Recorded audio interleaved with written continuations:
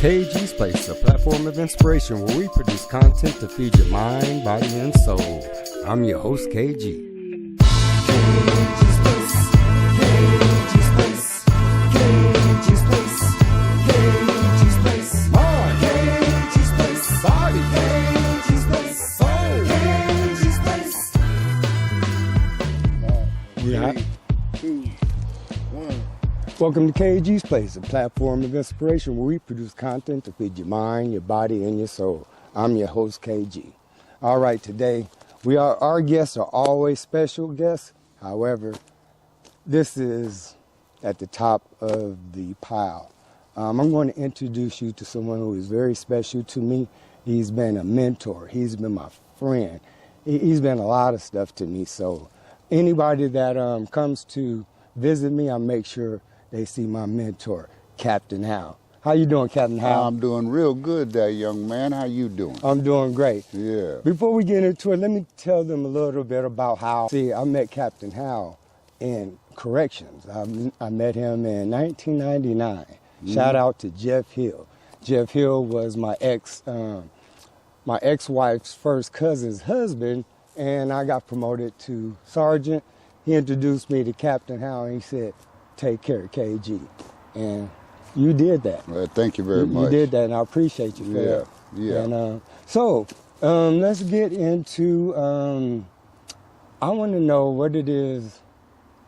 Tell the people what it is to have been raised in South Carolina during the Jim Crow era. Oh my goodness. Well, you know, South Carolina prided itself on being the first state to secede from the Union. Okay. And some of the white people down there were very good people. But the majority of the white people in the area where I was raised were bad people. Okay. I saw churches burned. I saw homes burned of black people who were just basically just trying to vote or just trying to be able to walk down the street and not get harassed by white people. Okay. By, just walking down the street. White people owned a lot of cars. Black people don't own that many cars.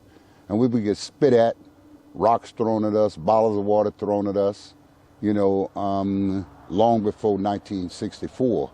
I remember going to jail with my grandmother holding her hand for trying to go up and vote or demonstrate and boycott stores didn't allow black people. They didn't allow black people to come in the front doors. Okay. During my era. We had to go through the back doors.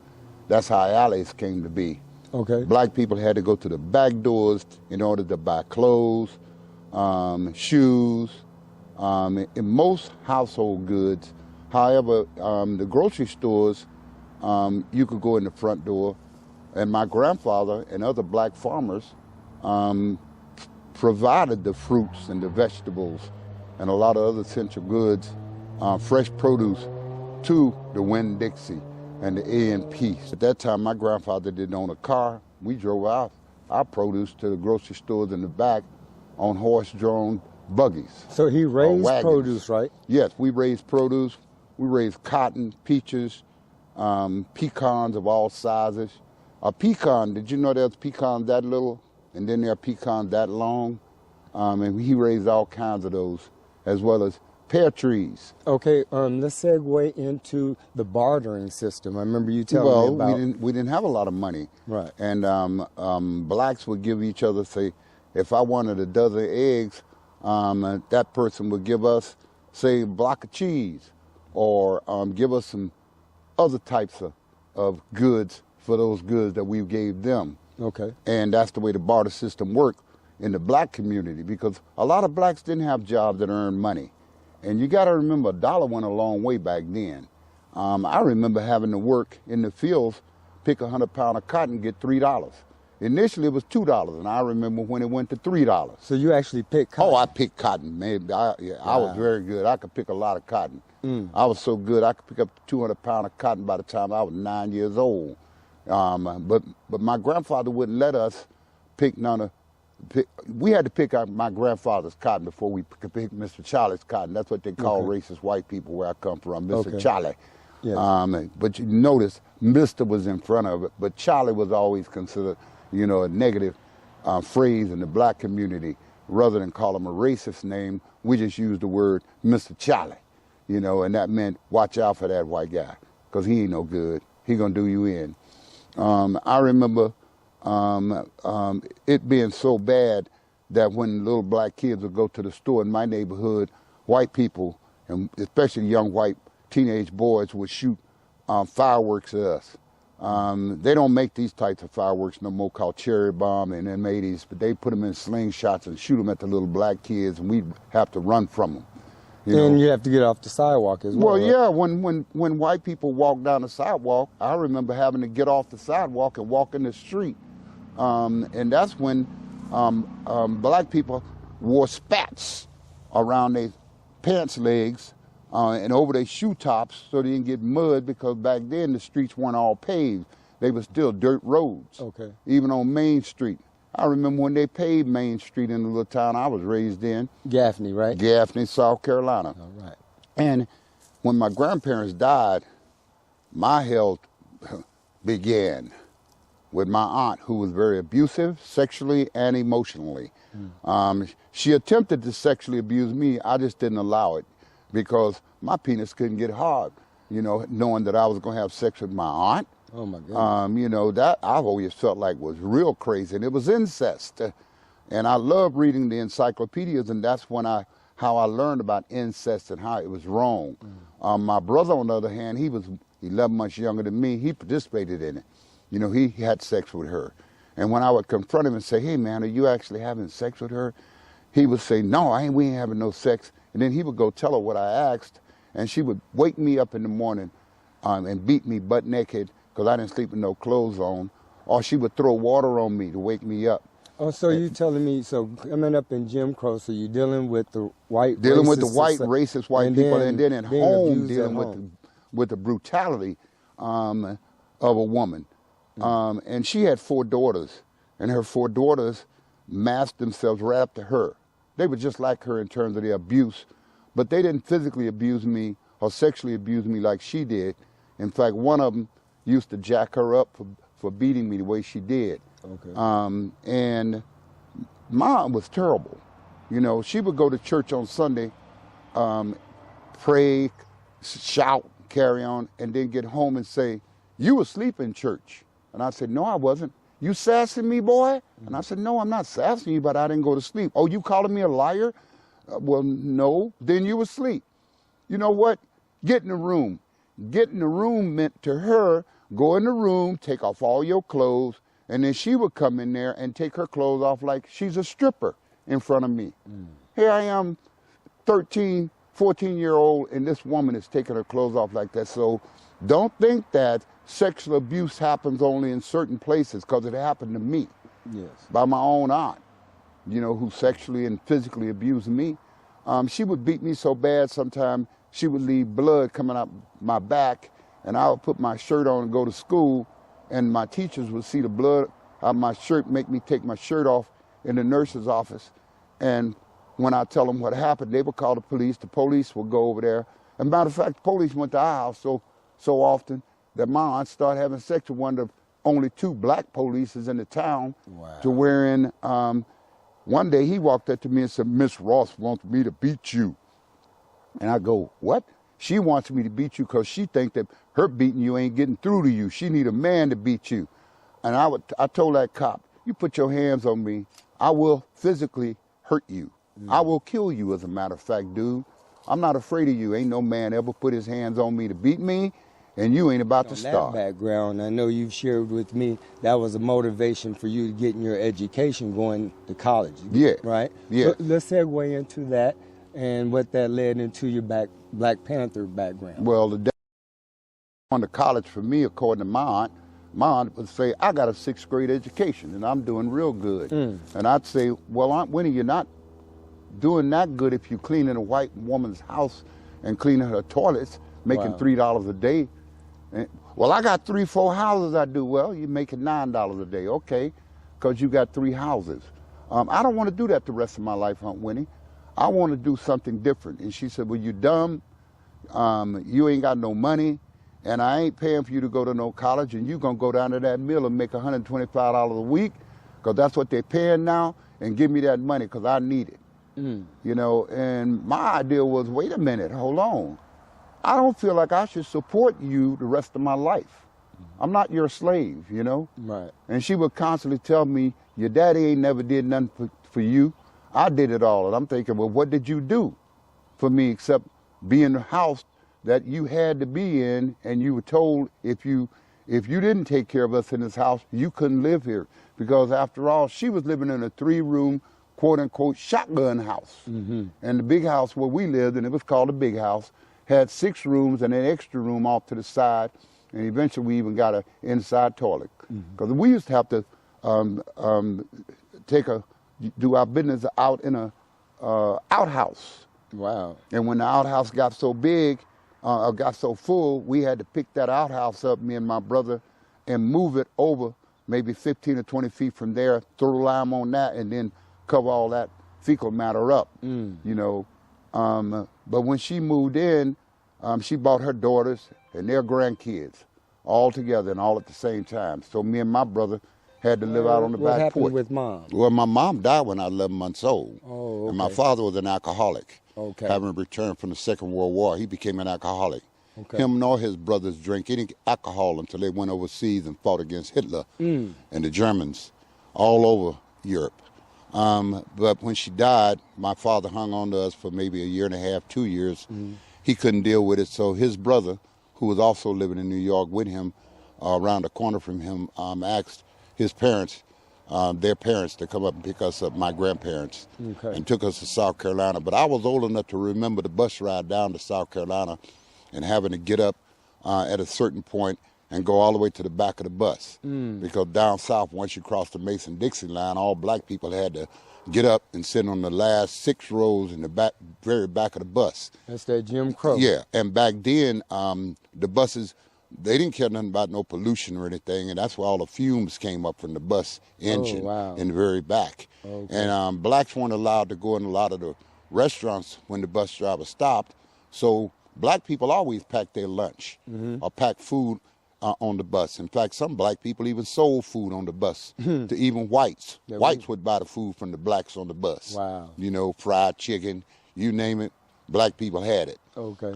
And when they would stop at different bus stops, there would be black people there serving food and selling food to the bus riders. Okay. That's how it was. I appreciate that. So, so you get to college. What was that experience like? Well, proud of me going to college.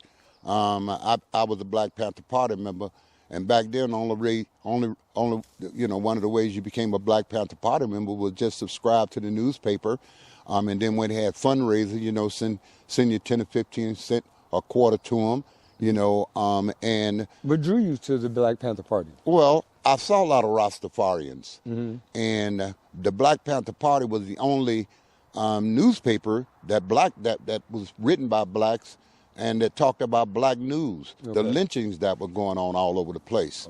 But I noticed they never ever talked about the lynchings that happened in Gaffney, South Carolina, where I saw a 14-year-old black boy hung, and he was hung right in front of the sheriff's department, and he hung there until the black deacons from the different churches came and picked him up. But it just upset me so bad that I started looking for any way to understand what was really going on with black people, and the Black Panther Party offered a newspaper, and I started reading it. And that's when I really got interested in black causes as a teenager. Civil rights. But civil rights started with my grandparents, you know, marching in Gaffney, and me getting arrested with them several times. And I was so young, like I said before. And so by the time I got to college, you know, I said, you know, let me try to be a preacher. So I signed up to be in seminary, you know. And the first day I walked in the class, the preacher from the town who had the largest church, I noticed that he was just, you know, paying attention to the girls up front. So I asked the older girls, hey, what's going on with that guy, you know? And they said, oh, if you want to get a good grade in his class, all the girls going to get good grades, because what we do is we just open my legs up and don't have no panties on, and he be looking at us. I go, what? She said, yeah, that's how we get good grades in here. Well, I don't know about you, brother, you know. So I said, I'm going to pay attention to this guy. So I'm watching him one day, the second day, and I'm noticing what he's doing, And he saw me looking at him, and he goes, "Mr. Howell, what are you looking at?" I said, "I'm watching you." "Well, why are you watching me?" I said, "I'm watching you watching them girls up front. What you doing?" So he says, "You know what? Why don't you pull out your textbook and read chapter 1? We getting started." I said, "Hold on. This is college. Everybody here know how to read." Okay. "We already paid you to be teaching us something, not reading to us. We're not kindergartners." And he said to me, "You know what? You can keep coming to this class, but you know what your grade gonna be." Wow. So sure enough, I kept going to the class. Okay. I turned in all my work, and he gave me a F in marriage and family, because that was the first part of seminary school. Okay. I feel like, okay, if that's all you think I got coming, no problem. But because I was an A student and made A's on all the rest of my classes, it didn't matter. I still was a B+ student, enough to get myself later on into grad school. But when I was in there, in 1968, when they killed Martin Luther King, everybody woke up. Black people in this country finally woke up. And we started burning this place down. Really? Oh, we set America on fire in 1968 after the death of Martin Luther King. It got so bad for a few days there that white people were begging the black leaders who put themselves in the black leadership role to talk to the black people, tell them to stop burning us up. And some of them came on, like Jesse Jackson, who always felt like, I didn't follow Jesse Jackson. I didn't even know who Jesse Jackson was. And other quote-unquote black leaders begged us to stop burning stuff. And the Black Panthers motto was, hey, by any means necessary. You don't want to give us equal rights, then we're not going to have no rights at all.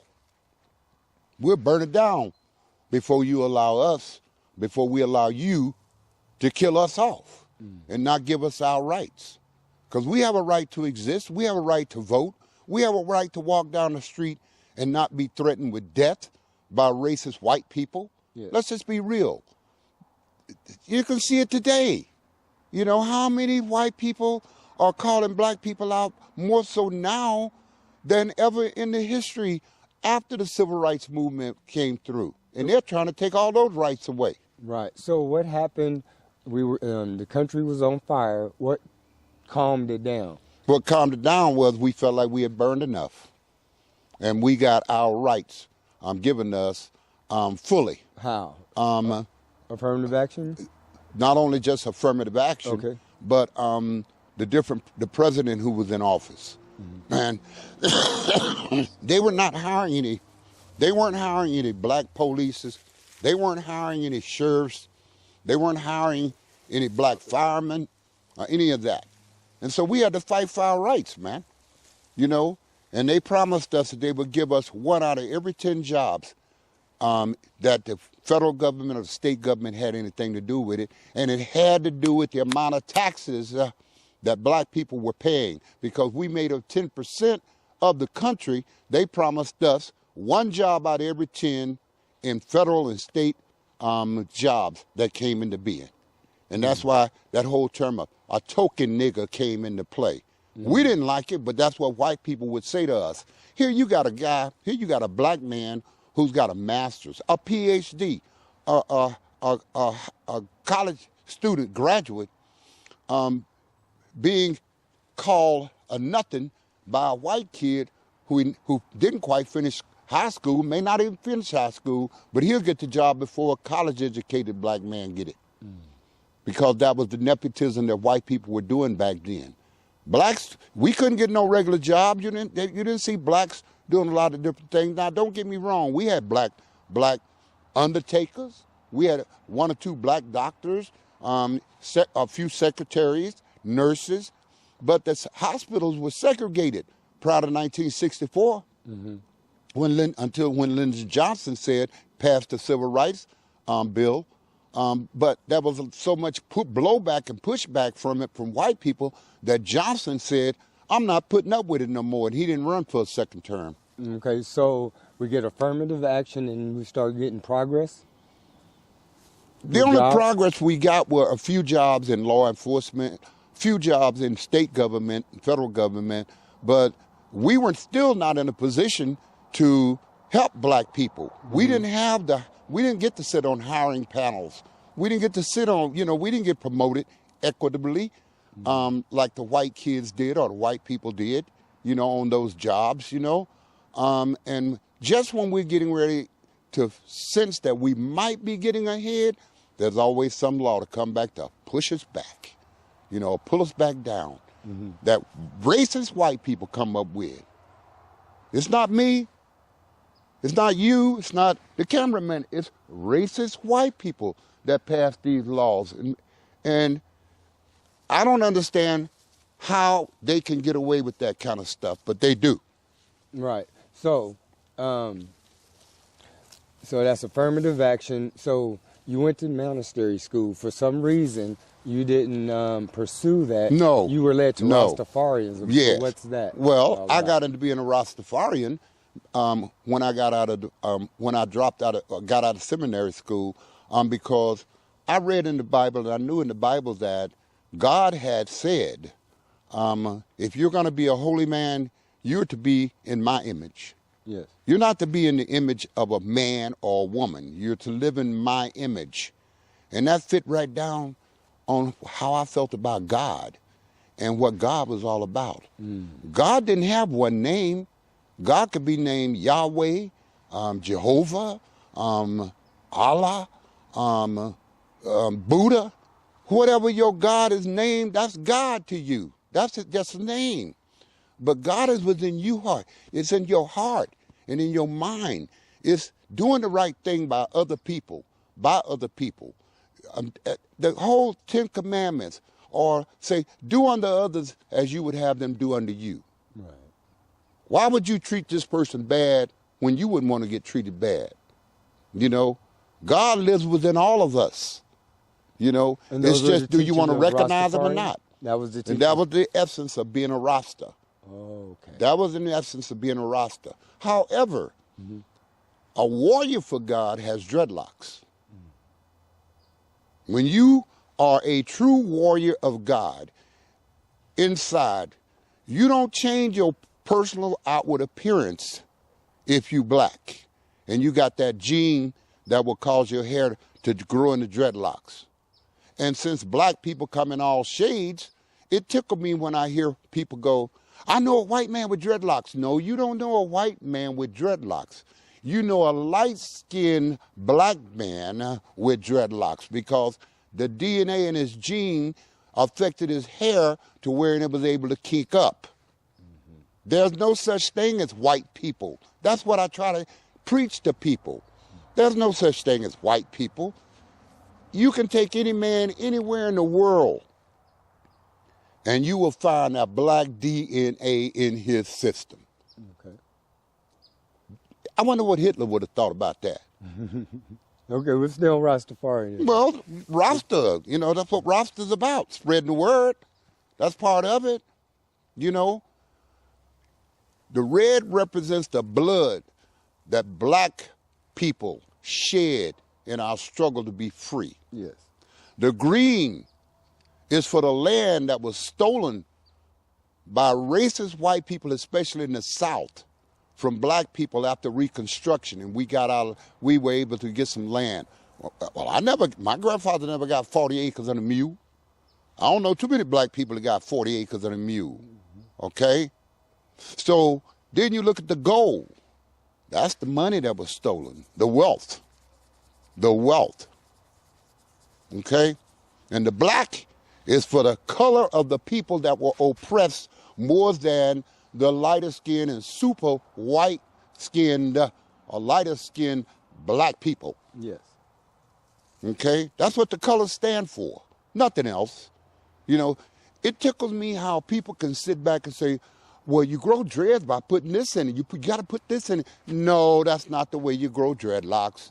You just leave it alone, wash it, and it's going to grow the way it grows. Okay, so my next subject I don't want to get into, like I told the audience, we met in corrections, and you're the only man I know, African American, that had dreadlocks in the Department of Corrections. So let's get into your correctional background, what it was to be black in corrections and with the dreadlocks. Can you share some of those stories? I started working in South Carolina State Penitentiary when I got out of Marine Corps. Okay. Of course, I wasn't in the Marine Corps for 27 active duty days.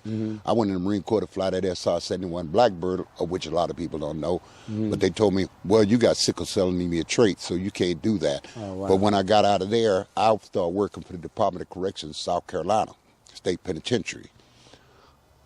I left there, there are other stories in the middle of that before I came to California. Yes. But when I came to California, I eventually started working in the Department of Corrections, and I had made up my mind maybe 2 years before that to start dreading. Yes. And the first day I walked in there, after I had finished working, what happened, I was working as a broker, commodities broker, and they closed my agency down, or the company down I was working in. I caught a cab over to San Quentin State Prison. And my dreads were about this long, a little, maybe 1.5 inches, 2 inches long.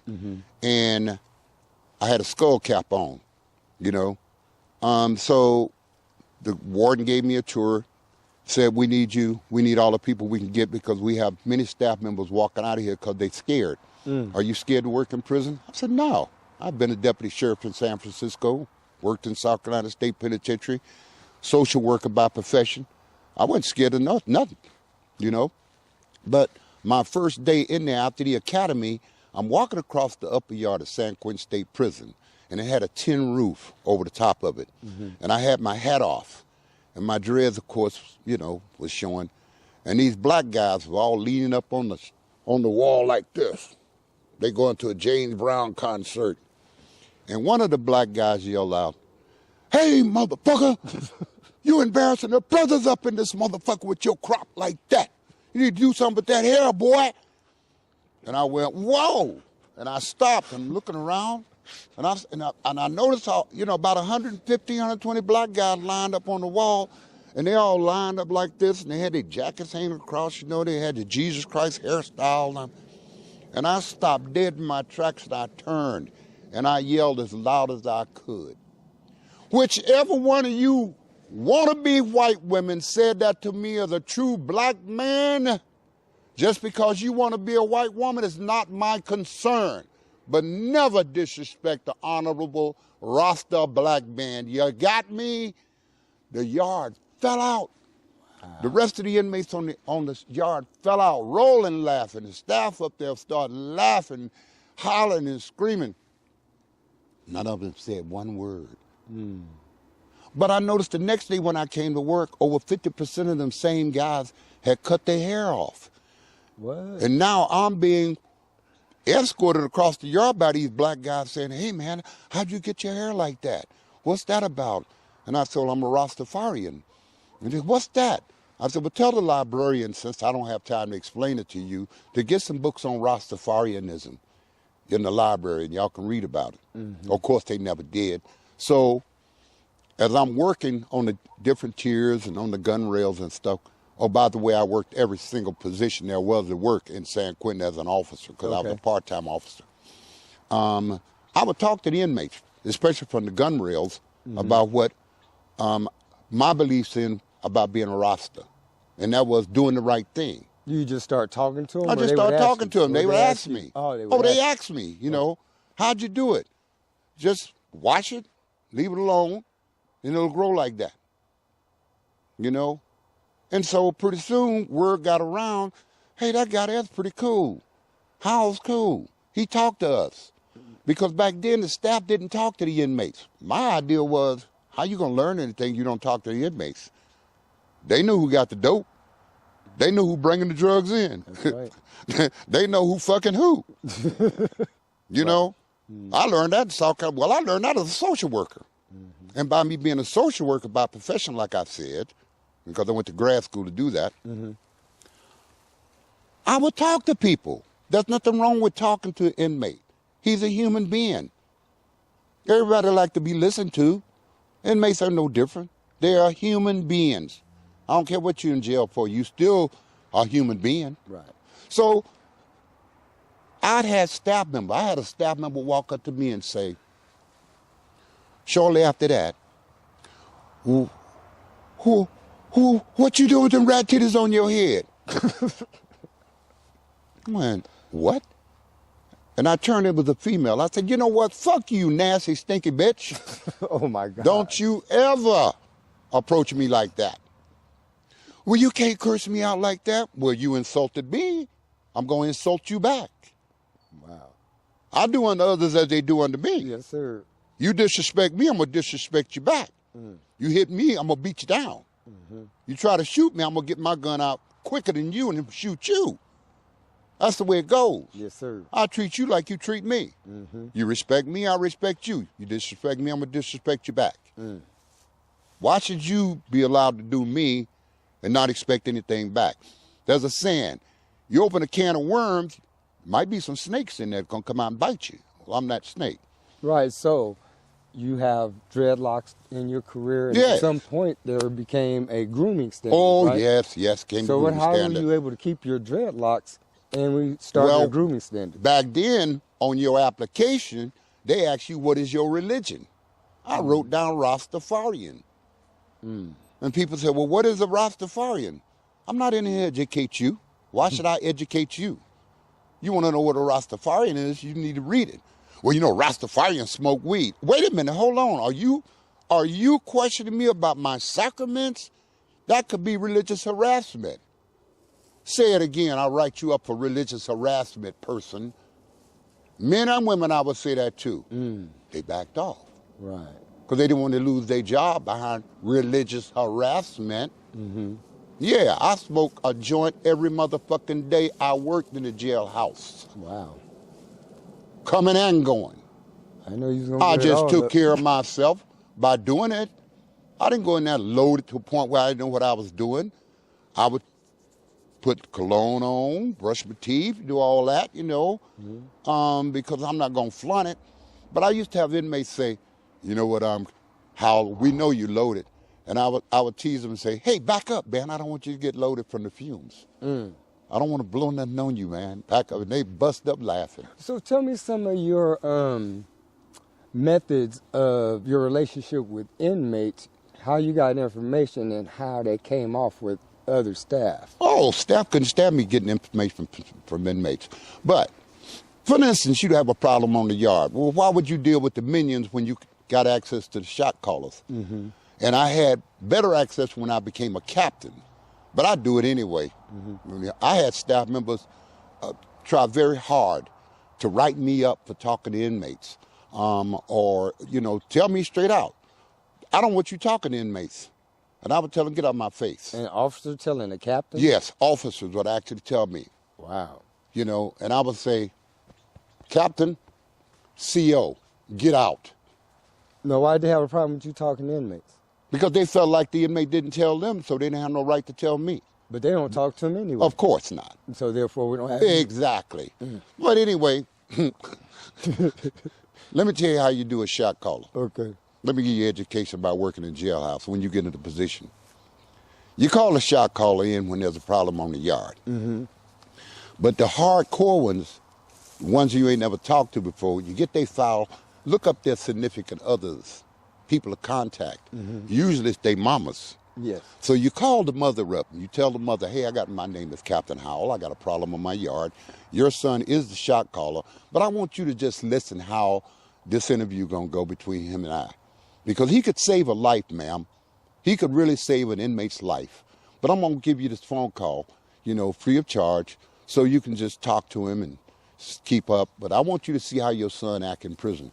She said, you know, Mr. Howell, I ain't talked to my son in 4 years because I can't afford it. But I always put money on his books. So bring him in. Let me hear what's going on. So I'd bring the inmate in. I'd say, inmate, you got a problem out there, you know. I know there's going to be some killing. I need to know who the inmates are that I need to move.